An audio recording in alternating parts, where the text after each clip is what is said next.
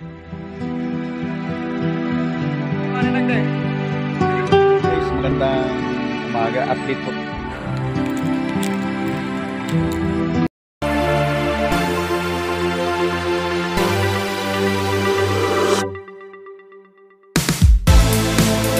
Guys, meron tayong pupuntahan dito na kung saan isa yun sa mga umalalay sa atin nung may alaga pa tayong baka. Isa yun tagahuli natin. Binabayaran natin siya. Kung minsan hindi ko kasi alam ang area dito guys. Kung minsan nakakapunta dito yung mga alaga kong baka na hindi ko kasi alam ang area na to.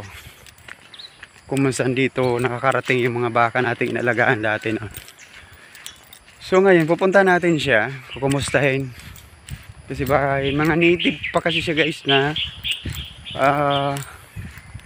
may native pa siyang ano yon,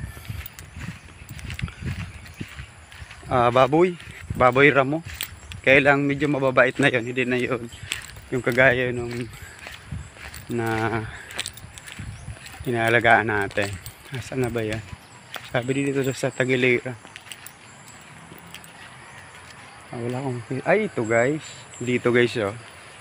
Si Alex! Kumusta? Ano ba tanong, ma? Dito na guys, nakita na natin. Long time no look. May pigpabakal kang mga manok? Ha? May pigpabakal kang mga manok? Alam nyo guys, si Pai Alex, isa kasi ito sa mga nakatulong sa atin nung pumunta ng ibang bansa si tatay. Yung mga baka niya ay ako yung nag-aalaga.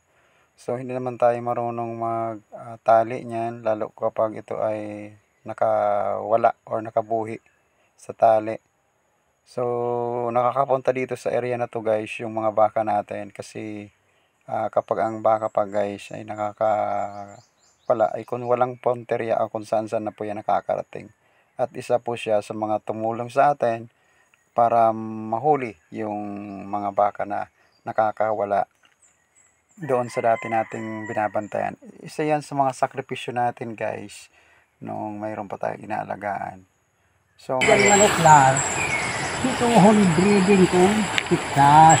ay, habo kong Texas? Oo, nagsililumlum na. Habo kong Texas, gusto ko sa mga natives na.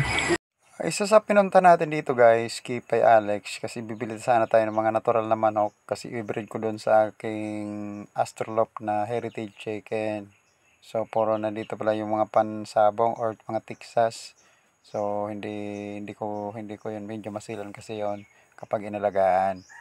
So nagpantikwentuhan kami kung kumusta yung mga buhay-buhay, and then syempre yung purpose natin para pumunta dito ay yung kung mayroon siyang tanim na tanglad or ubi ay hingi tayo o di naman kaya ay bibili. Iyo. Piran pabakal mo per head kang ugkuyan. Sa orog buno yan tarakon na. Pero so ugban mo piran pabakal mo kada pedaso. 2.5. 2.5. Iba. Lalaki or babae? Oo. Yeah.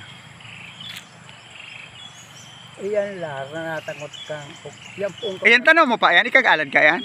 Tanong po. Anong tanong mo dyan? Ang tanong po dyan na rambutan na di masintintan po. Rambutan tanong mo ganyan pa Alex? Aram mo. So matanong po dyan pili. Aram mo lang. Itinaunin tanong man sa ng prutas kaso atin. Yung mga chiko bagag daw yun o, mga chiko. Mamarkot ako. Ay, kaya mo daw, pabakalan mo kung markot. Mamarkot. Iya? Markotan mo, pabakalan ko chiko.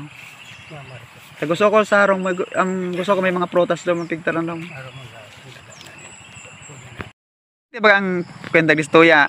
Iba. Lila pa lang daw, ba kung ang pangarang kang kinampay sa ibang lugar, lila digdes daw. At ang lila ka ba, yung tigdes.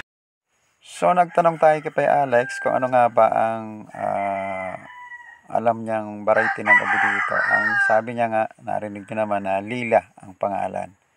So sabi niya mayroon siyang available. So maka-next na hindi tayo busy, babalik tayo dito sa area na to. Medyo nagmamadali kasi tayo dito sa pagdalaw sa kanya kasi mayroon tayong pinuntahan. So naisipan nating daanan yung lugar niya.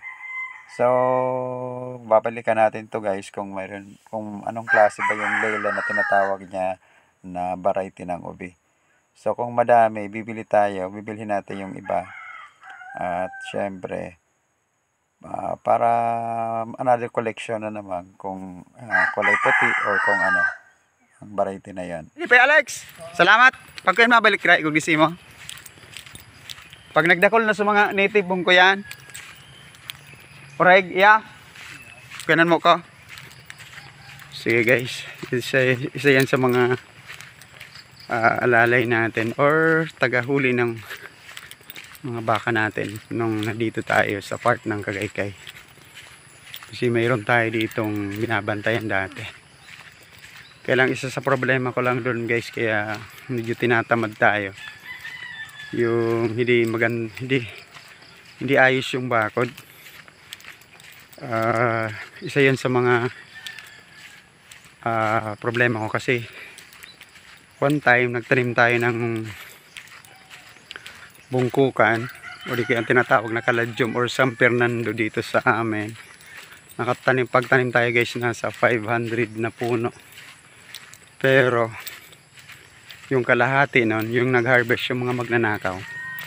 Kasi isa yan sa mga rene-request ko sana, kaya lang nung mamatay kasi yung isa sa mga pinsan ko, yung isa sa may-ari, nung mamatay yun, wala na. Kailangan ko pang mag-request yung mga pangangailangan ng pamilya. So guys, yan lang muna ang vlog natin. At least itong area na to napakaganda. Siguro kung mayroon akong ganito kagandang area, wow, kahit ano yun, dito na lang ako palagi.